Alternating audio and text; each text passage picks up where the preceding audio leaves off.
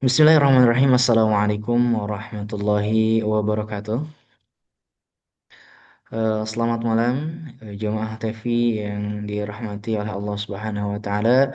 Alhamdulillah, eh, kali ini kita bertemu kembali untuk membahas fakta yang hari ini sedang hangat dibicarakan. Yang Alhamdulillah, insya Allah diskusi kita hari ini mengangkat tema terkait bencana alam ya yang baru saja terjadi kemarin, khususnya banjir besar di beberapa wilayah di Aceh, tepatnya di Aceh dan Sumatera. Yang insya Allah pada hari ini kita sudah mendatangkan dua narasumber, yaitu Pak Bambang sebagai pengamat pengamat lingkungan yang juga menjadi salah satu dosen di salah satu universitas besar di Yogyakarta.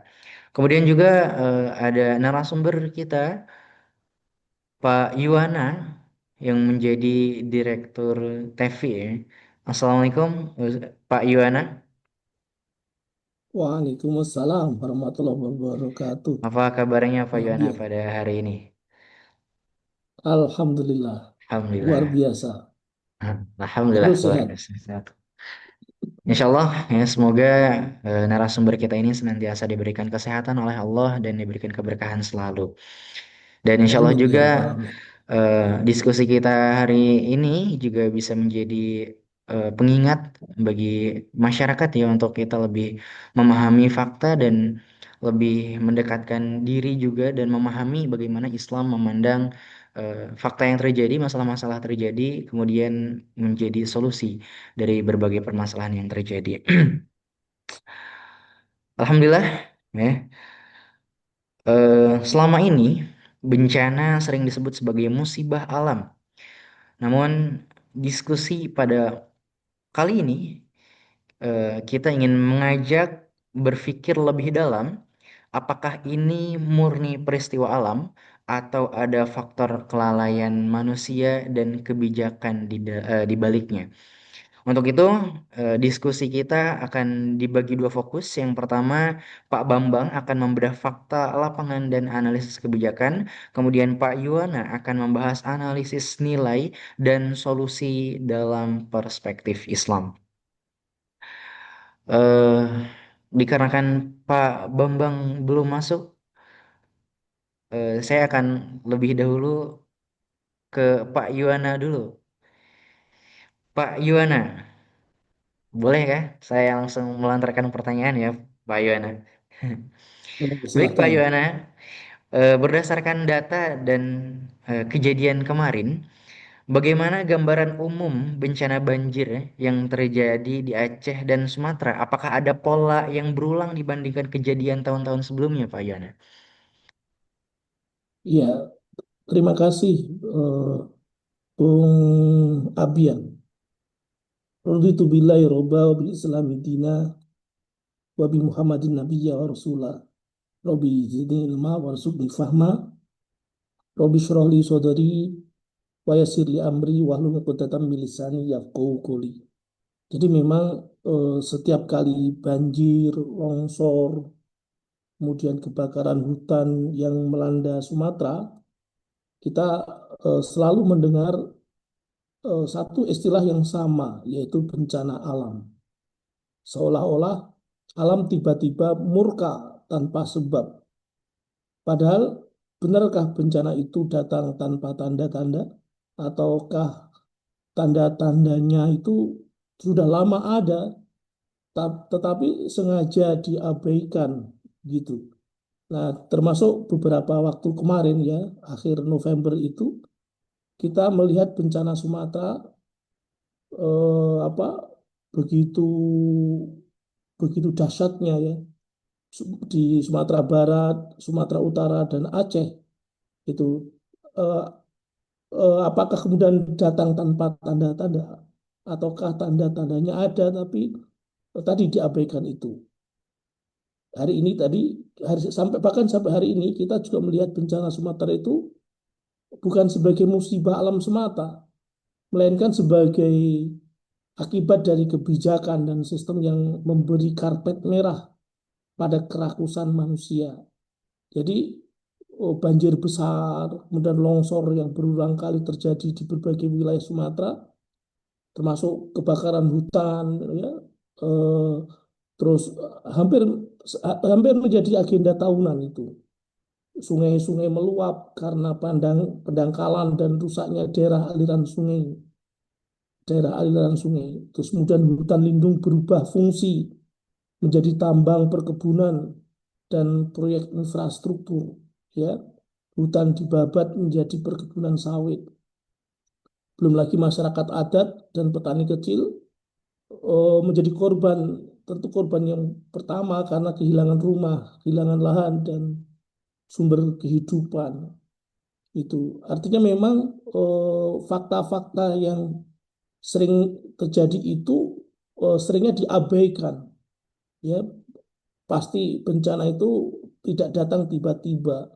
Bahkan informasi sebelum kejadian bencana itu 3 minggu, kalau nggak salah, 3 minggu sebelumnya itu BMKG juga sudah memberikan warning, memberikan peringatan. Badan Meteorologi dan Geofisika itu memberikan peringatan akan terjadinya tropis, angin tropis yang membawa hujan lebat.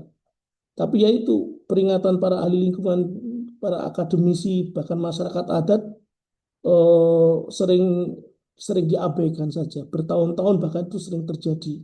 Sehingga kalau kemudian pertanyaan dari Bung Abian tadi, apakah terpola seperti ini berulang-ulang kali terjadi? Maka jawabannya iya. Sehingga kemudian menurut saya bencana Sumatera ini merupakan alarm yang sangat keras bagi pemerintah untuk kemudian mau mengevaluasi, mau mengaudit lingkungan termasuk kebijakan-kebijakannya, tidak sekedar perizinan, dokumentasi-dokumentasi, dokumen-dokumen perizinan, tapi juga audit lingkungan terkait ekologi, agar kemudian tidak terjadi lagi di tahun-tahun yang akan datang, agar ini menjadi pelajaran, bukan menjadi pola yang terus berulang setiap tahun. Begitu, Bung Abian. Baik, terima kasih Pak Yuwana. Kita akan beralih dulu kepada Pak Agus Bambang. Assalamualaikum Pak Agus Bambang.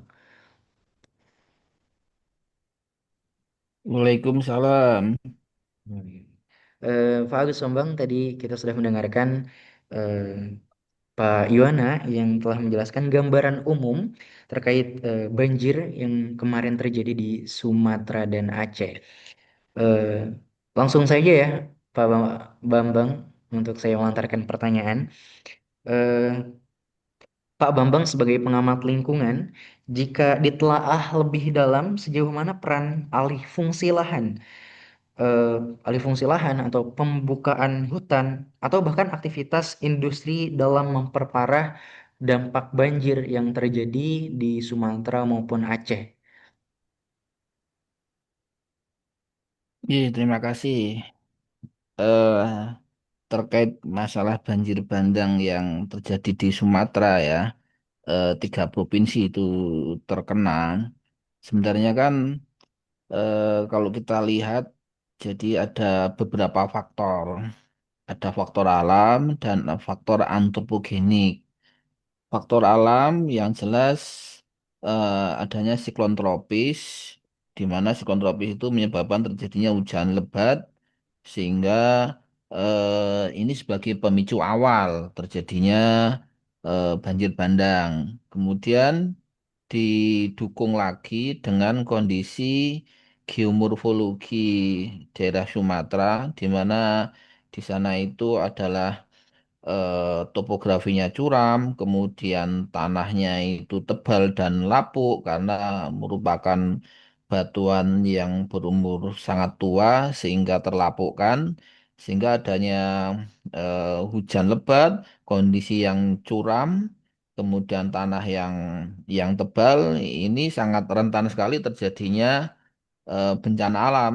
Pertama adanya erosi, longsor, kemudian ada banjir. Ini kan tahapannya kayak gitu. Nah, bencana ini akan menjadi lebih parah lagi ketika kondisi lingkungan itu dirusak dengan adanya faktor antropogenik gitu ya. Tiap tahun pasti terjadi hujan. Memang itu yang tahun ini hujan lebatnya karena dipicu siklon tropis ya. Tapi ketika kondisi lingkungannya itu baik, ya meskipun kondisinya seperti tadi ya, geomorfologi atau topografinya curam, tanahnya tebal, ya tingkat resiko terjadinya bencana, longsor dan banjir itu tetap tinggi ya, tetap tetap tinggi. Namun tidak akan separah yang sekarang kalau tidak ada faktor antropogenik gitu ya. Nah, faktor antropogenik itu apa? Aktivitas manusia yang membuka lahan untuk keperluan macam-macam. Bisa tambang, bisa kelapa sawit, bisa perkebunan apa hutan tanaman industri atau HTI dan sebagainya. eh Kalau kita lihat data tahunan ini ya itu alih fungsi lahan itu di Sumatera ini dari beberapa sumber ada yang mencapai tahun 2024 itu di Sumatera, tapi Sumatera total ya deforestasi itu mencapai 78.030,6 hektar ya. Tahun 2024 saja ya, tahun 2024 saja. Nah, kalau dilihat dari tahun 25 tahun terakhir 1990 sampai 2024 itu jumlahnya bisa lebih mengerikan lagi, itu bisa sampai orde jutaan hektar ya. Kalau kalau selama 25 tahun terakhir itu bisa bukan ribuan saja tapi jutaan juta hektar tapi itu hutan tanaman industri itu dibabat untuk keperluan macam-macam. Ya tadi ada tambang, tambangnya macam-macam, kemudian ada kelapa sawit atau hutan tanaman industri gitu. Nah, adanya alih fungsi lahan tadi, yang tadinya memang sudah daerahnya itu topografinya curam, tanahnya tebal dan sangat beresiko terjadinya longsor, diperparah dengan adanya alih fungsi lahan tadi, maka bencana tadi itu akan menjadi jauh lebih besar lagi gitu loh. Dan kita lihat kalau bencana yang di sana melihat dari mass media entah televisi atau mass media lainnya kita lihat kayu-kayu itu sangat banyak sekali gitu. Dan itu kayu itu bukan kayu alami terbawa, tapi itu kelihatan kayu yang ditebang gitu ya. Nah, ditebang itu bisa ilegal, bisa legal. Saya ngomong kok bisa ilegal, bisa legal. Ilegal itu mungkin dari mereka yang nggak punya izin melakukan penebangan. Legal itu jika perusahaan itu memang membuka lahan untuk tambang, itu kan ada proses land clearing atau pembersihan lahan ya. Nah, pembersihan lahan itu pasti akan menimbulkan sisa-sisa pohon yang sudah ditebang, kayu sudah ditebang. Kalau nggak sempat dibersihkan, ya pasti akan numpuk gitu ya. Nah, land clearing itu bisa untuk tambang, bisa itu untuk kebun kelapa sawit gitu loh.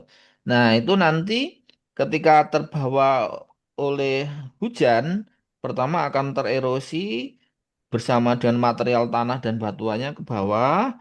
Nah, nanti di bawah mungkin dia nanti akan menumpuk, tapi belum sampai bawah ya. Ya, ini proses terjadinya banjir bandang ya di tengah, jadi bukan di bawah tapi di lereng bagian bagian tengah ya. Itu nanti akan numpuk membentuk istilahnya bendung alami. Nah, bendung alami itu dia akan menahan material-material entah itu kayu, tanah, batuan dalam jumlah yang besar. Kemudian hujan lebat itu akan semakin lama semakin bertambah. Lama-lama bendung alami itu nanti akan jebol. Nah, ketika jebol terjadilah seperti yang sekarang. Jadi banjir bandang yang saya kira itu masif, sangat massal terjadi 3 provinsi gitu ya. Dan ini koordinasinya tidak hanya satu provinsi saja, tapi juga sudah antar provinsi, antar daerah yang seharusnya bencana tadi itu bukan bencana bencana lokal atau daerah saja, harusnya itu bencana bencana nasional gitu. Harusnya seperti seperti itu. Nah, saya menggarisbawahi bahwa alih fungsi lahan tadi ini salah satu faktor utama terjadinya fenomena banjir bandang yang ada di sana gitu ya. Meskipun ada faktor alam juga, tapi em, banjir apa alih fungsi lahan ini sangat-sangat berpengaruh sekali terhadap eh, terjadinya bencana alam yang ada di Sumatera, khususnya di 3 provinsi tersebut. Nah, kalau ditanya seberapa besar, yang kami belum melakukan perhitungan secara secara apa matematis, tapi kalau dilihat dari fenomena yang terjadi, yang jelas faktor antrogenik alih fungsi lahan tadi itu menjadi salah satu faktor yang signifikan terhadap fenomena banjir bandang yang ada di sana gitu ya. Kita lihat itu selama bertahun-tahun itu sejak tsunami Aceh sampai sampai sekarang memang sering terjadi banjir ya. Tapi banjirnya itu tidak separah yang sekarang karena apa? Ya akumulasi tadi gitu loh. Jadi kalau misalkan lingkungannya tetap dijaga dengan hutannya dijaga tidak banyak bukaan lahan, ya misalkan terjadi banjir tapi banjirnya itu mungkin tidak akan separah yang sekarang tadi. Nah, dengan demikian, secara logika aja, alih fungsi lahan yang ada di sana ini menyumbang signifikansi yang cukup tinggi terhadap bencana banjir yang ada di sana gitu loh. Demikian jawaban dari kami. Eh, Baik, Pak Agus Bambang. Ada satu lagi pertanyaan, Pak Agus Bambang. Dalam yang pertanyaan ini berkaitan dengan konteks kebijakan. Pertanyaannya bagaimana peran izin lingkungan dan pengawasan pemerintah selama ini? Apakah kita melihat adanya kelalaian struktural dalam pengelolaan lingkungan? Begitu, Ustaz Bambang. Ya, ini mengenai masalah izin lingkungan terhadap pembukaan lahan tadi ya. Jadi kan di situ lahan itu kan digunakan itu untuk tambang satu, tambang macam-macam itu. Hmm. Bisa batu bara, bisa emas, ya nanti bergantung potensi daerah setempat itu yang ada sumber daya alam mineral tambangnya apa. Salah satunya batu bara lah itu. Kemudian yang berikutnya masalah kelapa sawit gitu ya.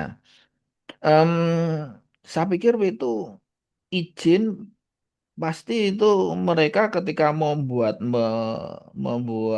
atau melakukan eksploitasi sumber daya alam tadi, entah tambang, entah sawit, pasti mereka didukung dengan izin dari pemerintah. Misalkan adanya izin lingkungan itu seperti AMDAL.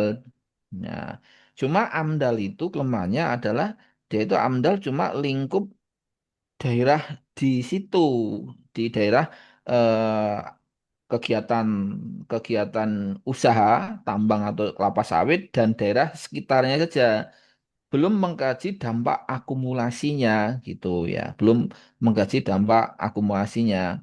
Dan kalau dilihat dari izin, pasti ini dari pemerintah pasti mayoritas pasti mengizinkan itu eh, kegiatan pertambangan tadi gitu loh.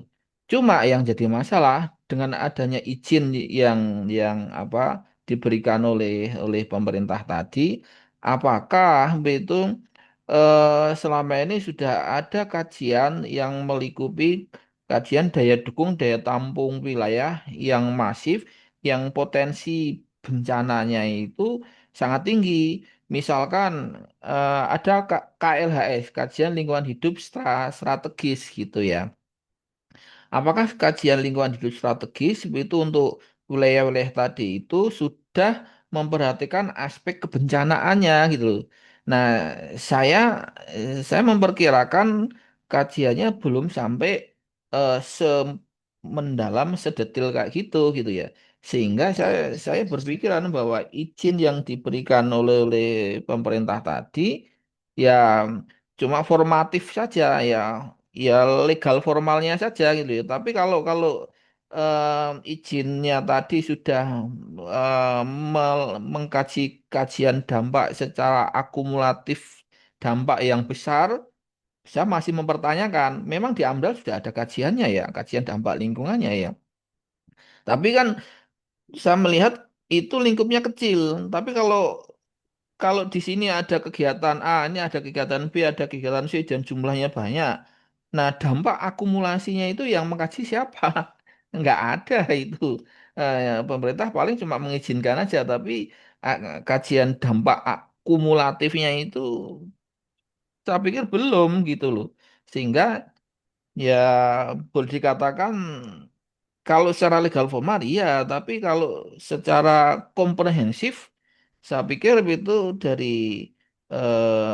pemerintah belum melakukan lebih lebih mendalam lagi gitu ya.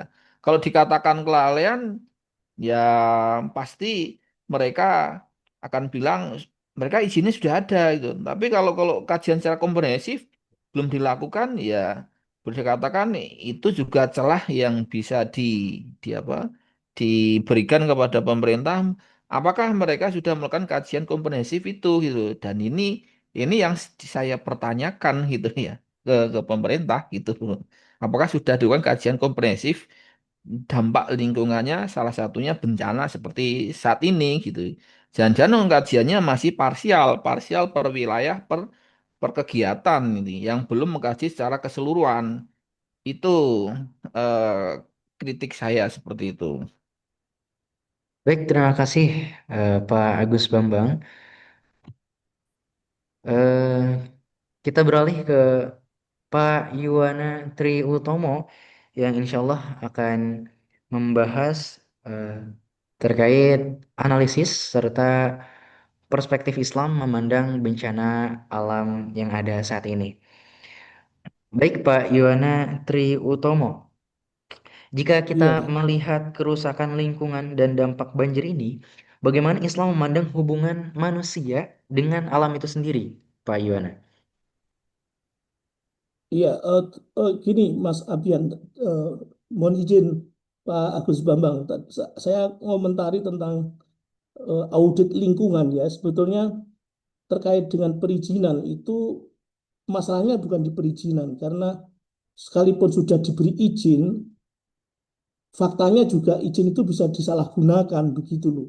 Sehingga dalam audit lingkungan itu bukan sekedar audit perizinan tapi juga audit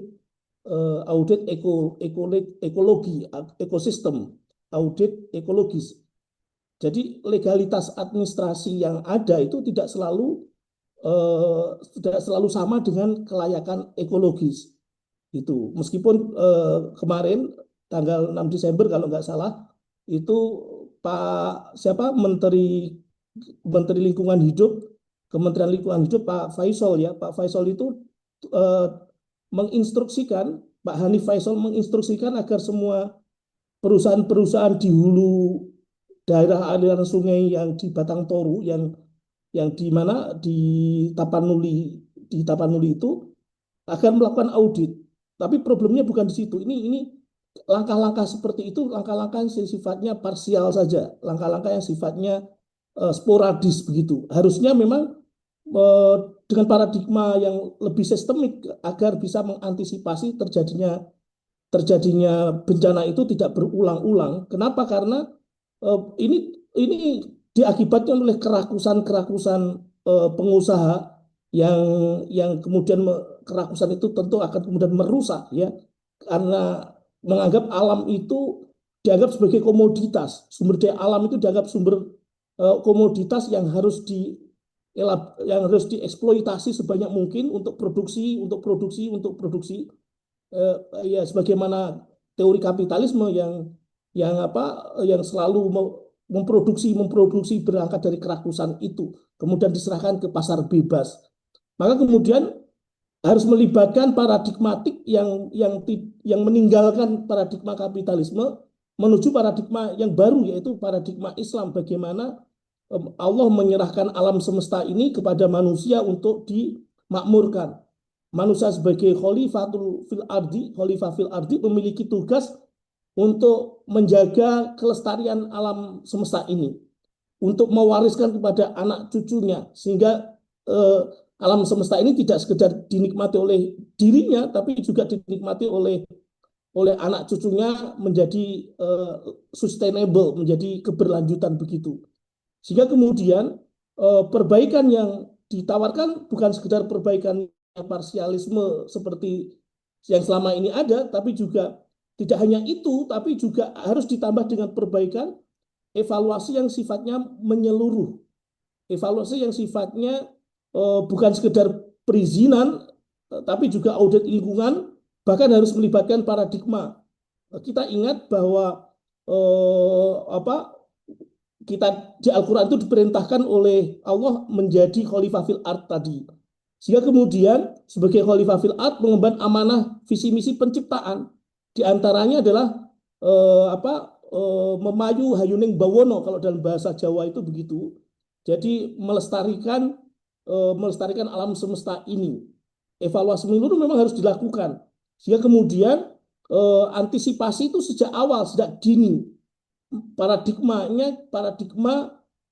Islam yang digunakan, sehingga kemudian negara mengambil peran yang sepenuhnya, tidak kemudian memberikan tanggung jawab pada swasta asing lagi, tidak begitu.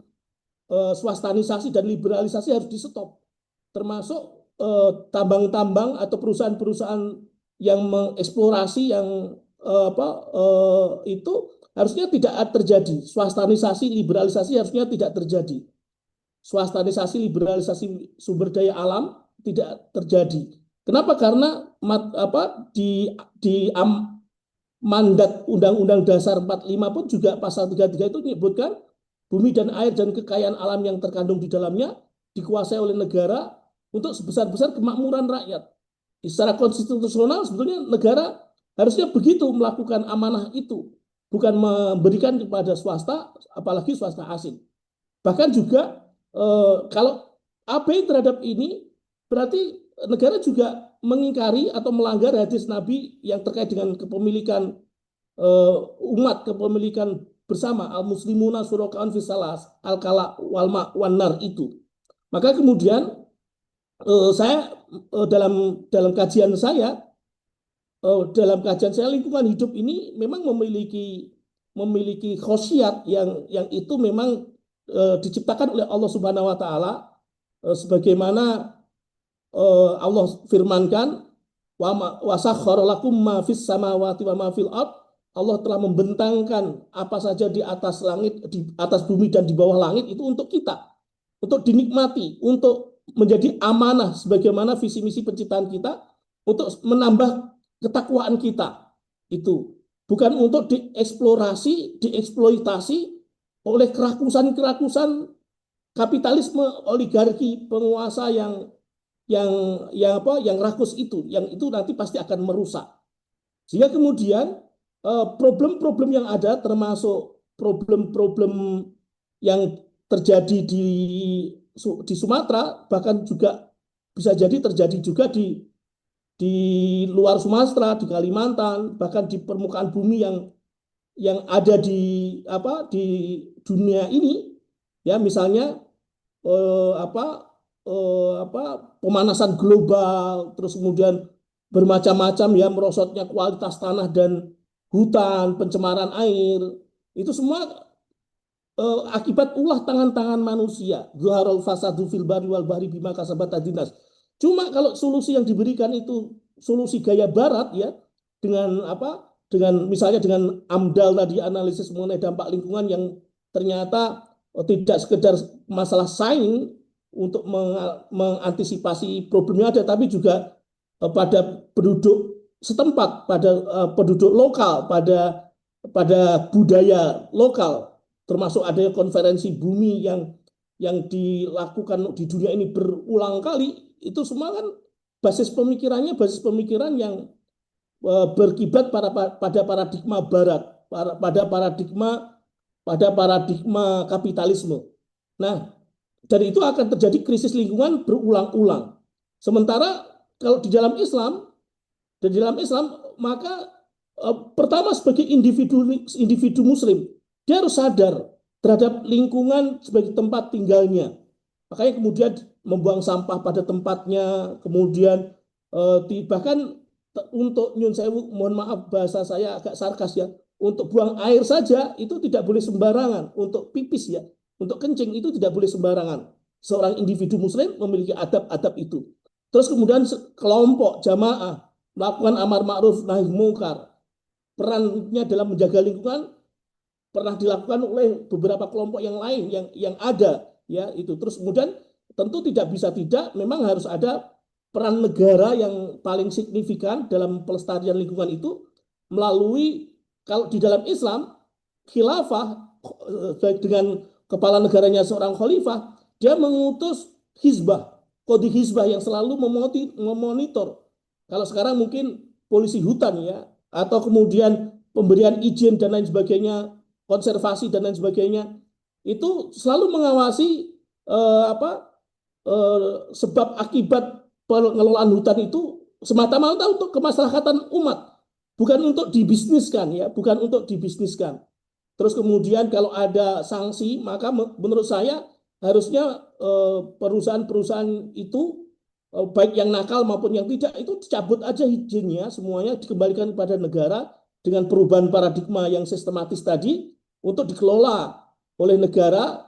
Kalau menggunakan swasta, maka statusnya bukan memiliki, tapi statusnya swasta itu bekerja pada negara. Statusnya bekerja, reakot ya, rekontrak ulang, kontak ulang.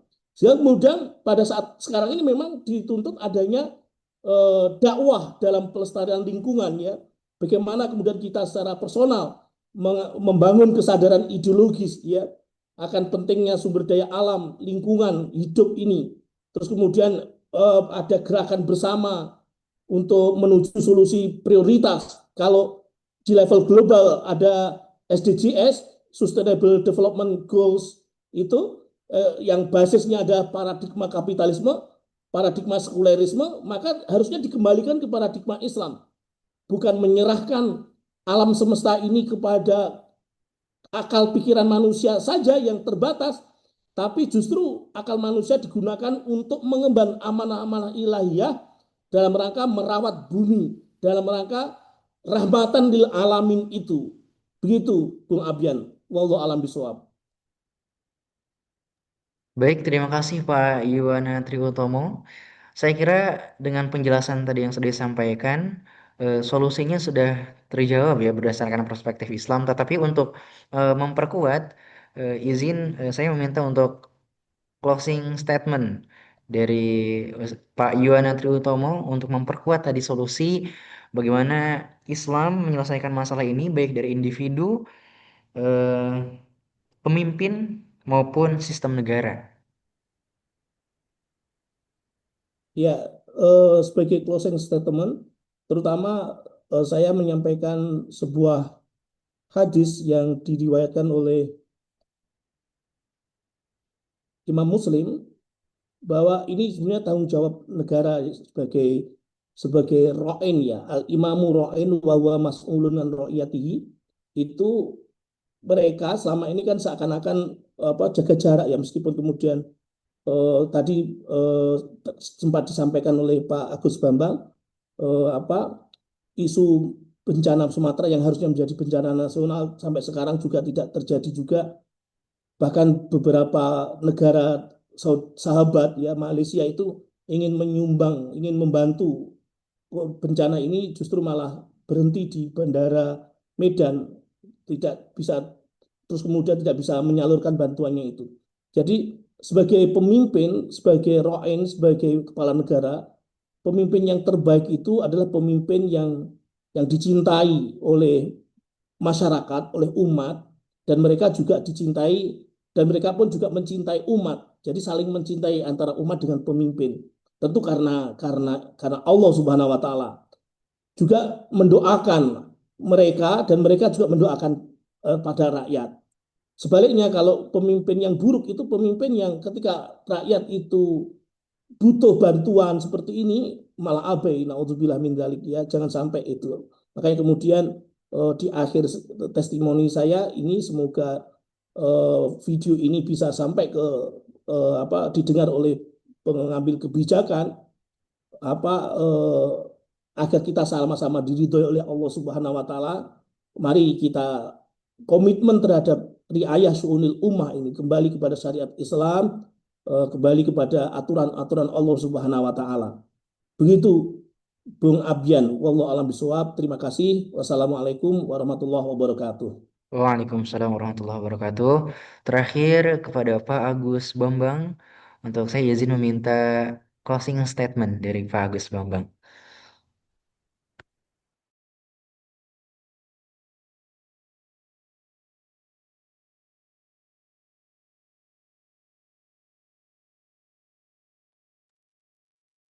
Masih mute. Pak Agus Bambang, mohon izin sebelum ditutup saya meminta untuk closing statement terlebih dahulu, Ustaz. Mohon maaf, ke mute tadi. Ya, saya ulangi lagi. Jadi bencana alam itu akan tidak mungkin terjadi jika salah satunya adalah daya dukung daya tampung wilayah itu tidak terlampaui gitu ya.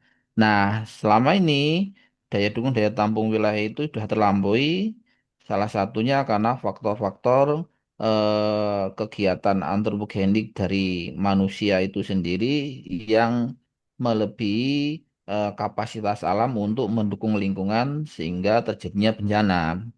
Kemudian yang kedua, meskipun kajian ilmiah, baik itu AMDAL, kajian daya dukung daya tampung wilayah sudah dilakukan, kemudian audit lingkungan dan sebagainya itu sudah dilakukan, itu tidak akan berfungsi sebagaimana mestinya jika em, sistem pengolahannya ini banyak banyak pelanggaran-pelanggaran gitu ya.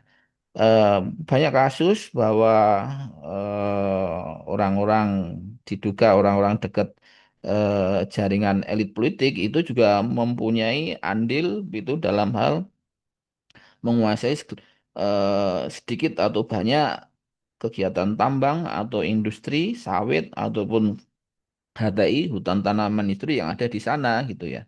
Ini artinya apa? Bahwa pengelolaan sumber daya alam, entah itu tambang, entah itu hutan tanaman industri dan sebagainya, pengelolaannya diserahkan kepada swasta dengan adanya sistem sistem kapitalis gitu ya, yang semata-mata hanya pemodal yang bisa menguasai. Nah, kalau sudah seperti itu maka ya bencana akan mungkin terjadi karena orientasinya mereka adalah orientasi untuk mengeruk sumber daya alam yang sebesar-besarnya. Artinya apa? Penerapan itu pengelolaan sumber daya alam dengan sistem kapitalis ini akan merusak alam dengan terlampauinya daya dukung daya tampung wilayah. Nah, itu yang bisa kami sampaikan bahwa bencana alam ini menjadi pembelajaran bagi kita bahwa selama